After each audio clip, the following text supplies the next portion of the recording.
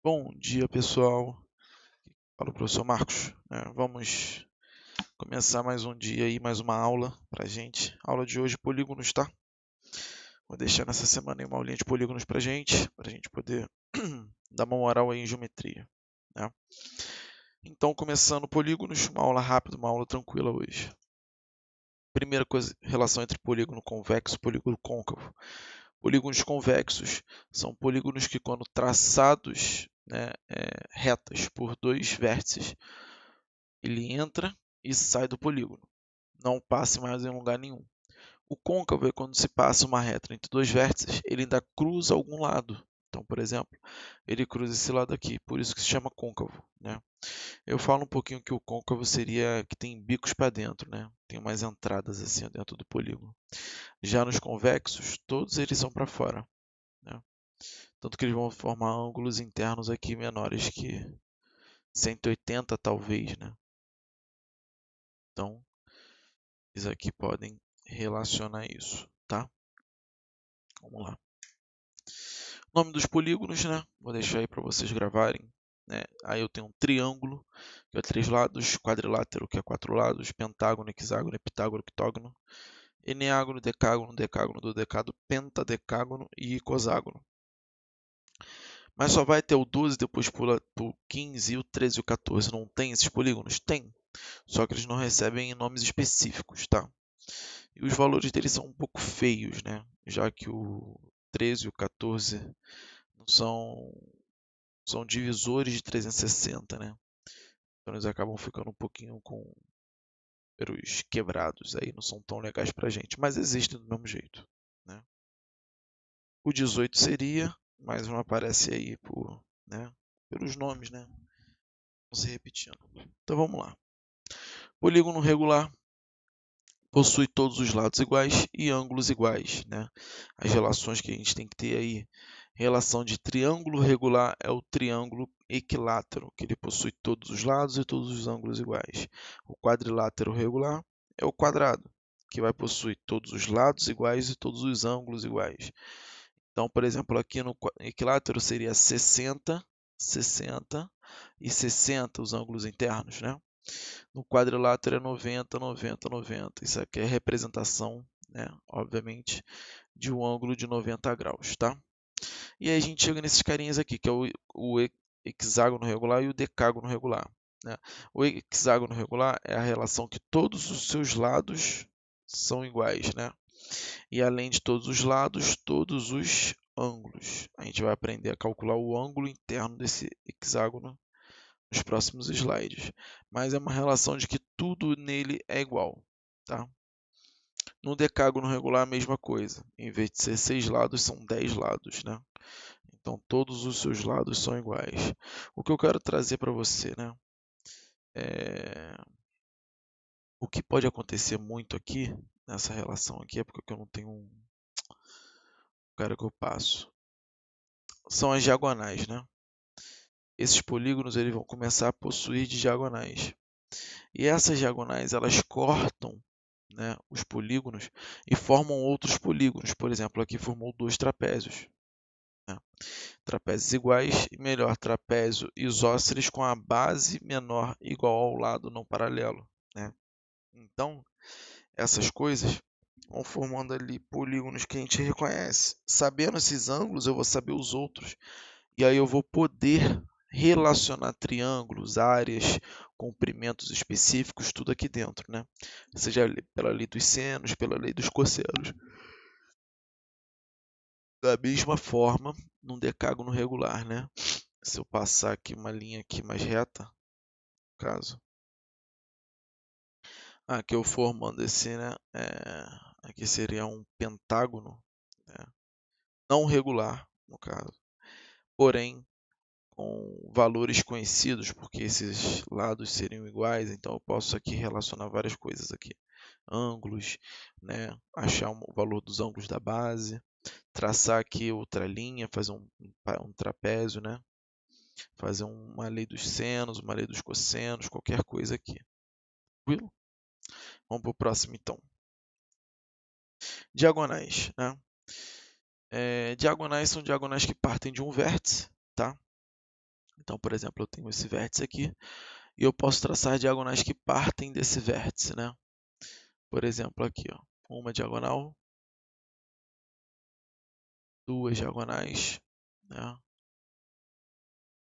E ter outra diagonal. Então, no caso do hexágono, eu tenho ponto que é um vértice, vértice A, por exemplo, partem três diagonais. Por que do A partem três diagonais? Por exemplo, se aqui for o B, aqui o C, D e E, e aqui o F. Eu quero que você perceba que o A, B e F não podem receber diagonais. Primeiro, que eu não posso partir uma diagonal para ele mesmo. E segundo, se eu ligar o B e o A, ele vira lado, ele é o diagonal. Então, eu tenho que... Quantas diagonais eu consigo traçar? É sempre n, que é o número de lados que você vai ter nesse polígono, menos os três pontos, né? Então, o número de diagonais que partem de um vértice é sempre n menos 3 diagonais. O que eu quero trazer para você seria a quantidade de diagonais, né? Essa nossa quantidade de diagonais que vai acontecer aqui, deixa eu até apagar um pouquinho que ficou esquisito. Opa, foi a caneta. Esse total de diagonais aqui, que vai ocasionar aqui no nosso polígono, né, eu vou traçar as diagonais de cada vértice, tá? Para a gente poder entender o que vai acontecer aqui. Por exemplo, aqui uma, aí aqui tem outras três, né? Desenho digitalizador é mais difícil. Ficou esquisito. Esquisito.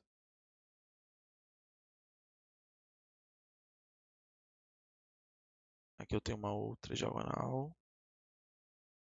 E aí o que acontece? Vai começar a aparecer, tá, diagonais que já estão sendo partidas, tá? De um vértice para outro. É muito difícil. Mas é isso aí, né? Essa brincadeira aí. Então, essas diagonais aqui, eu quero que você entenda. A diagonal que parte de A e vai para D é a mesma diagonal que D e vai para A. Então, olha só, se eu tenho n vértices, seria n vezes n menos 3 diagonais, que seriam todas as diagonais do nosso polígono. Só que a diagonal que vai é a diagonal que volta, então elas estão repetidas, por isso que a gente divide para 2. Essa daqui é a nossa fórmula das diagonais totais, né? Isso aqui representa todas as nossas diagonais, tá? E aí eu quero trazer uma informação para você, que cai em alguns concursos, que é a relação de diagonais que passam pelo centro. Por exemplo, diagonais que passam pelo centro é diagonais que vão vir aqui, por exemplo, esse hexágono, você vê que eu tenho 3 diagonais passando por esse centro dele aqui. Não ficou muito bom, mas deu para levar um pouquinho aqui. Então aconteceria a mesma coisa aqui, né? Essas 3 diagonais, elas passando pelo meu centro. Mas, professor, por que exatamente 3, né? Existe uma fórmula? Existe. A lógica é que existe essa fórmula sim, tá? Então, essa nossa fórmula que vai acontecer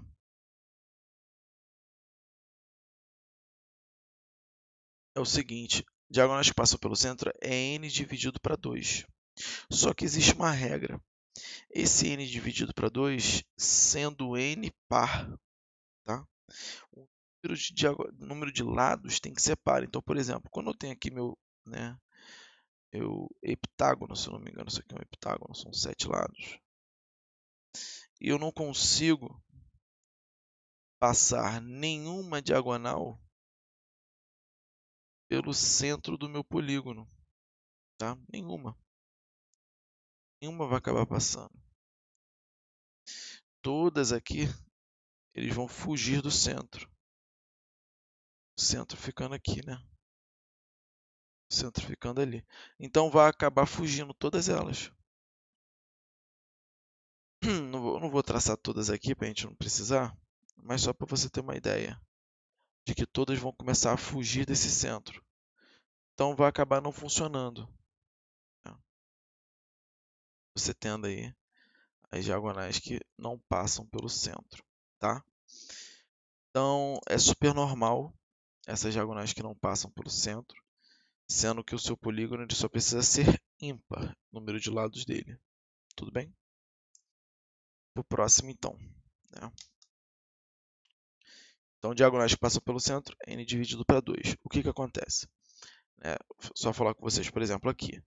No meu hexágono, no exemplo do hexágono, 6 vezes 6 menos 3 sobre 2. Tá? Então, 6 vezes 3 sobre 2, 6 vezes 3, 18, dividido por 2 dando 9. Tá? E aí vocês vão ver que aqui eu tenho 9 diagonais, nessa nossa brincadeira aqui. O que eu quero dizer? Se diagonais que passam pelo centro, no meu são 3 diagonais que passam pelo centro nesse hexágono. Quantas não passam? Seria 9 menos 3. Então, tem algumas questões que são assim. Quantas diagonais não passam pelo centro? Você vai ter que calcular o número de diagonais totais e diminuir as diagonais que passam pelo centro. Tá?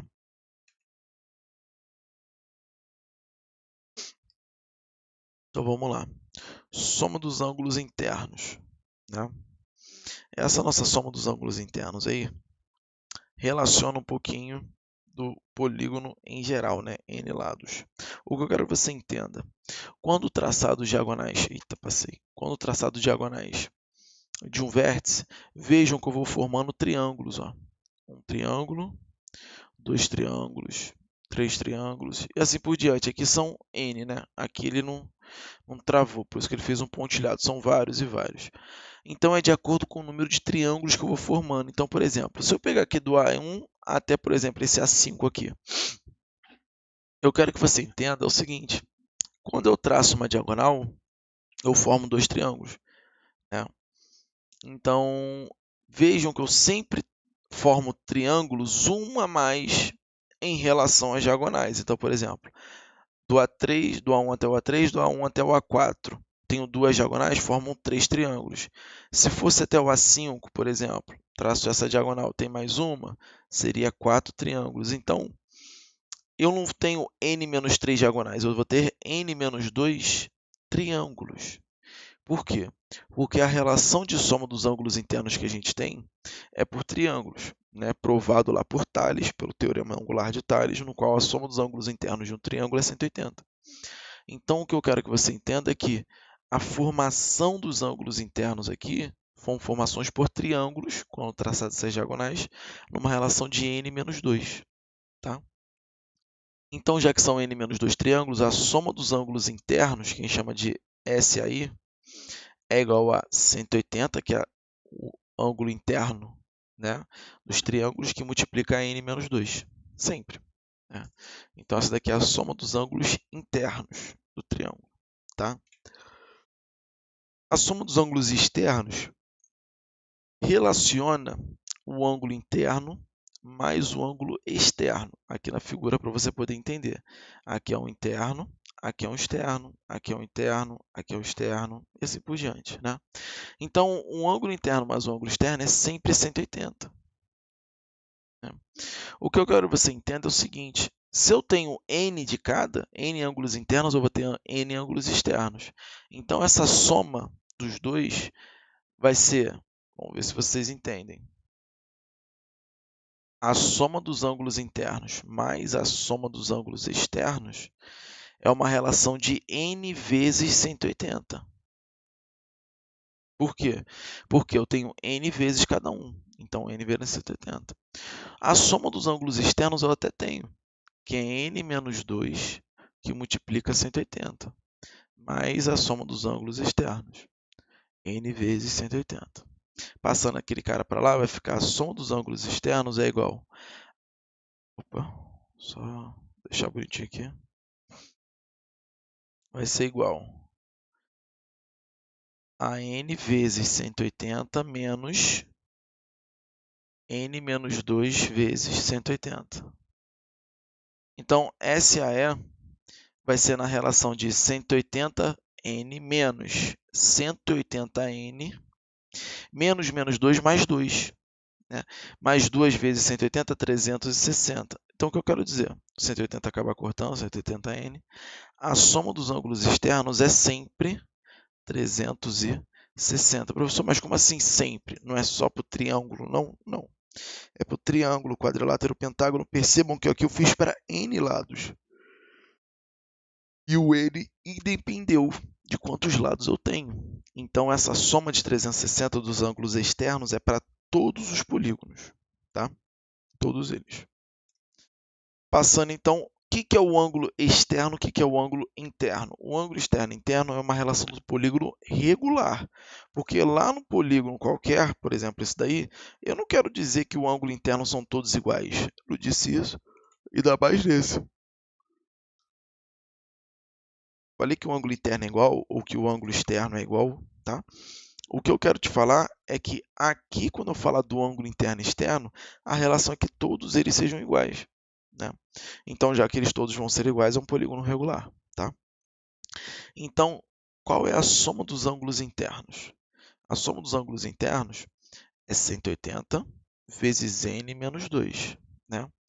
Então, quem é o ângulo interno? Se eu tenho n ângulos internos nesse polígono, então isso aqui vai ser 180 vezes n menos 2 dividido para n, né? E a soma dos ângulos externos é a mesma relação, que é o 360. Então, se eu tenho n ângulos internos, eu tenho n ângulos externos. Logo, AE é igual a 360 dividido para n, né? Você tem essas duas relações aqui. O que eu quero dizer é que, normalmente, não é muito bom você usar a relação dos ângulos internos. Por quê? Porque o ângulo interno você só vai usar se a fórmula te pede. Porque é muito cálculo, né? Vamos supor, por exemplo, o ângulo interno. Né? Exemplo, vou botar assim, exemplo. O ângulo interno de um pentadecágono. Pentadecágono tem 15 lados, então seu lado é n. Pô, olha como que você faria. Aí é igual a 180 vezes 15 menos 2 dividido para 15. Se você souber fazer conta tranquilo, faz rápido e tal, tudo bem. Né? Você vai descobrir aí facilidade a sua conta. Porém, as contas são grandes e você não tem essa necessidade. Você pode utilizar a relação do ângulo interno e o ângulo externo. De que forma? Se o ângulo externo é 360 dividido para n, seria 360 dividido para 15, que, na minha opinião, é mais fácil de você fazer um cálculo desse. E você vai descobrir que o ângulo externo do pentadecágono é 24. Mas eu não quero o ângulo externo, eu quero o ângulo interno, então. O ângulo interno mais o ângulo externo é 180. Então, quer dizer que o ângulo externo vai ser 180 menos o 24. O ângulo interno, desculpa, né? Botei a E ali. O ângulo interno vai ser o 180 menos o 24. Logo, meu ângulo interno vai ser o valor de 156 graus. Né? É isso que eu quero trazer um pouquinho para vocês aí. Não necessariamente vocês precisam usar todas as fórmulas correspondentes àquelas coisas. Na geometria, ela é bem maleável quanto a isso. Você pode relacionar muitas coisas. Tá? Próximo. Então, vou fazer umas questões. Se a razão entre o ângulo interno e o ângulo externo é de 9, de um polígono é 9, determina o número de lados desse polígono. Primeira coisa, eu não sei quem são, porém, eu sei que o ângulo interno sobre o ângulo externo é de 9 para 1, porque ele falou que é 9, 9 sobre 1.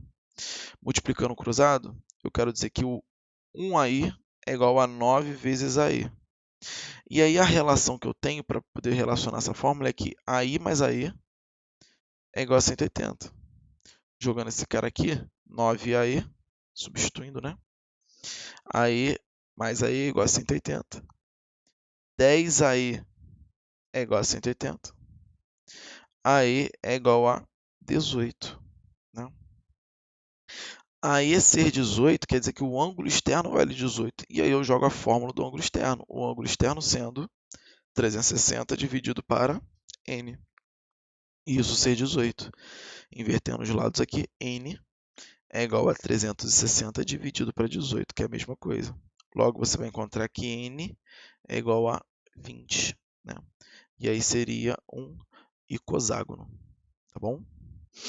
É basicamente isso. Essa é a nossa relação de fórmulas que você tem que ter na mente de vocês. Mais uma questãozinha, acredito que é a última de hoje, tá? Uma aula que eu falei, uma aula breve, uma aula curtinha, uma aula bem tranquila, só para manter um ritmo aí. 3 polígonos têm um número de lados expressos por números inteiros consecutivos. Sabendo que o número total de diagonais dos 3 polígonos é igual a 28, determine o polígono com maior número de diagonais. Tranquilo. 3 polígonos têm número de lados expresso por um número inteiros consecutivos, galera. n-1, n e n mais 1. Acho que vai ser isso que eu vou escolher, né? Sabendo que o número total de diagonais dos 3 polígonos é igual a 28, então olha só. Fórmula da diagonal é n que multiplica n menos 3 sobre 2. Essa é a minha fórmula da diagonal total. Ele está falando que o número de diagonais totais dos 3 é 28. Então, eu vou pegar essa fórmula e vou botar 3 vezes em relação a esses caras. Então, por exemplo, n menos 1, que multiplica n menos 1 menos 3 sobre 2, mais n, que multiplica n menos 3 sobre 2, mais n mais 1, que multiplica n mais 1 menos 3 sobre 2. E isso é igual a 28, né? Fazendo a nossa brincadeira, isso aqui seria n menos 4, né? Esse daqui seria n menos 2. E aí isso aqui eu vou cair numa equação de segundo grau, se você entende o que está acontecendo. Ficando aqui vai ficar n ao quadrado menos 5n mais 4 mais n ao quadrado menos 3n mais n ao quadrado menos n menos 2. E isso é igual, todo mundo está sobre 2, como se todo mundo tivesse sobre uma fração única de 2, tá? Passa esse 2 multiplicando, ficaria 56, né? Então, 3n ao quadrado, menos 5, menos 3, menos n, menos 9n, 4 menos 2, 2 positivo. Passa para cá, vai ficar menos 54, igual a zero. Né? O que eu posso fazer aqui é colocar esse 3 em evidência, ficando n ao quadrado, menos 3n, menos 54 dividido para 3. Nossa relação aqui, eu acho que é 18. Vou fazer logo 18 vezes 3 para poder conferir. Melhor. 18 vezes 3 é 3 vezes 1, 30, mais 3 vezes 8 é 24, 54, né? Isso aí. Então, menos 18 igual a zero. Eu faço a equação de segundo grau normalmente fatorando as equações, tá? Dois números que multiplicados dão 18, subtraídos dão 3, 6 e 3. Então, isso aqui é 3 que multiplica n menos 6, que multiplica n mais 3, igual a zero. Logo, eu tenho duas respostas para n. N igual a 6 ou n igual a menos 3. Só que menos 3 não me serve porque eu não tenho lados negativos, né? Então, esse n é 6. Só que ele quer saber, determina o polígono com o maior número de diagonais. N sendo 6, quer dizer que aqui são os polígonos 5, que é o pentágono, 6, que é o hexágono, e 7, que é o heptágono. Então, o heptágono é o polígono que tem mais diagonais, claramente. Maior polígono, maior o número de diagonais. Bem, essa é a nossa aulinha de hoje, relacionar um pouquinho essas fórmulas, né? Aprender a fazer alguns tipos de contas aí, tá? Vou deixar para vocês aí. Grande abraço, bom estudo, galera. Tamo junto demais.